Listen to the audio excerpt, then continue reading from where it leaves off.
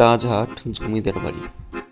চারপাশে এতটা নীরবতা আর সবুজে ঘেরা পরিবেশ, যেন শহরের কোলাহল এখানকার পরিবেশের দৃষ্টিতেই ঢুকতে পারে না। তাজহাট রাজবাড়ির আশেপাশে বিশাল খোলা মাঠ, যেন এক রাজপ্রাসাদের প্রাঙ্গণ, এবং ভাবতেই অবাক লাগে আমরা এখন যে রাস্তাটা দিয়ে যাচ্ছি, এটা দিয়ে এক সময় রাজা মোহনলাল অথবা জমিদার এই রাস্তা দিয়ে এক সময় তিনিও হেঁটে হেঁটে যেতেন। এবং যে প্রাচীরগুলো দেখতে পারতেছেন, এগুলো হয়তো বা সেই সময়কার বাড়ির ওয়াল বা বাড়ির মেইন ফটকের সামনে যেতে না যেতেই এই তো ওয়েলকাম টু তাজহাট জমিদার বাড়ি। সামনের দিকের কারুকাজ, সিঁড়ি, মার্বেল পাথরের গঠন দেখলেই বোঝা যায় এটা কোনো সাধারণ ভবন নয়। এই রাজবাড়িটি বানিয়েছিলেন মান্নালাল রায় বাহাদুর, একজন রত্ন ব্যবসায়ী। তার কারণে এই এলাকার নাম হয় তাজহাট, অর্থাৎ মুকুট আর তার অর্থ বাজার। বাজারটির আশেপাশে দেখতে পারবেন এরকম দুইটি পুকুর প্লাস একটি ঘন গাছ বাগান।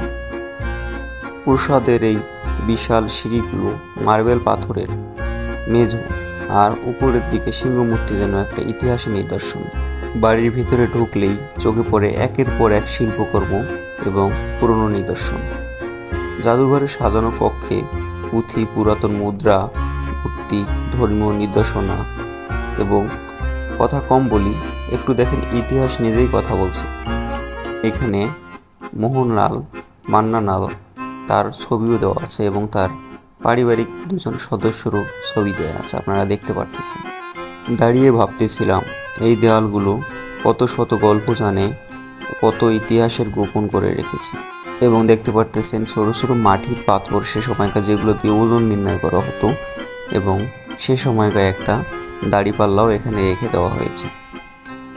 এবং আশেপাশে দেখতে পারবেন হচ্ছে সে সময়কার মাটি দিয়ে বানানো কিছু, যেহেতু তিনি হিন্দু অবলম্বী ছিলেন সেহেতু এখানে মূর্তি থাকাটাই স্বাভাবিক। এবং আশেপাশে ঘুরলে দেখতে পারবেন নিদর্শন, অনেক শিল্পকর্মে ভরা এই ভবনটির জাদুঘর।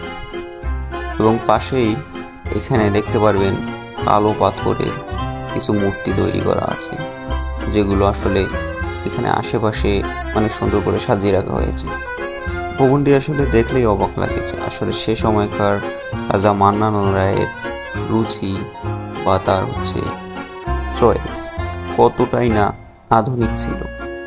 এরপর আমরা ভবনটির ভেতরে ঘুরে ঘুরে দেখতে লাগলাম সুন্দর নিদর্শনগুলো, এবং আশেপাশে অনেক এরকম পুরনো ইতিহাস এর সাক্ষী হয়ে আছে বিভিন্ন রকমের কিছু স্থাপনা এবং ছোটোখাটো কিছু নিদর্শন। এই বাড়ির প্রতিটি ইঞ্চি যেন শিখায় অতীতকে জানলে ভবিষ্যৎ গঠনের পথ পাওয়া যায়। তাজহাট জমিদার বাড়ি একটি ছবি তোলার জায়গা নয়, এটা আমাদের ঐতিহ্য এবং আত্মপরিচয়ের নিদর্শন। সেই সময়কার মহাভারত, রামায়ণ এবং কোরআন শরীফও লেখা আছে।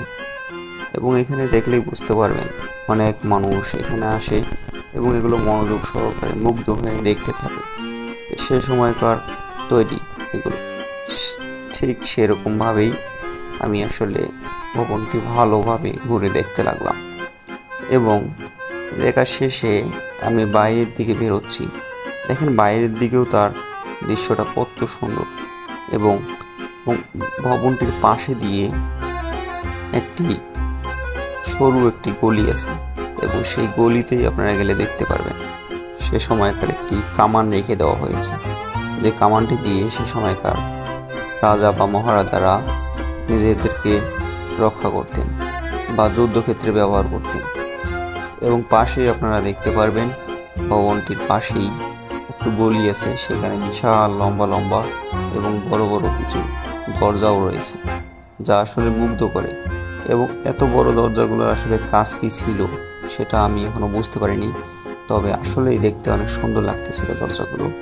এবং জায়গাটাও যেন রাজবাড়ি একটা ভাইব। আপনি যদি কখনো তাজহাট জমিদার বাড়ি ঘুরে থাকেন তাহলে অবশ্যই কমেন্টে জানাবেন। ইতিহাস ভালোবাসলেই অবশ্যই ভিডিওটি আপনার জন্য, এবং অবশ্যই ভিডিওটি যে যেখান থেকে দেখবেন লাইক, কমেন্ট, শেয়ার করে পাশে থাকবেন। তবে এই বাড়িটি তৈরি হয়েছিল বিংশ শতাব্দীর দিকে। বাড়িটির পেছন দিকে দেখেন উঠানের মতো একটা জায়গা আছে। সে সময়কার রাজা বা জমিদাররা এখানে তাদের বিভিন্ন অনুষ্ঠান বা গান বাজনা প্রোগ্রাম এগুলো এখানে করে থাকতেন। বাড়িটির একদম পেছন দিকে গেলে আপনারা এটি দেখতে পারবেন এবং অনেকে আসার পর এই দিকটা ঘুরে দেখে। আসলেই অনেক সুন্দর এবং আমার মনে হয় যতটুকু সম্ভব বাড়িটার আশেপাশে নতুন করে কিছু সংস্কার করা হয়েছে।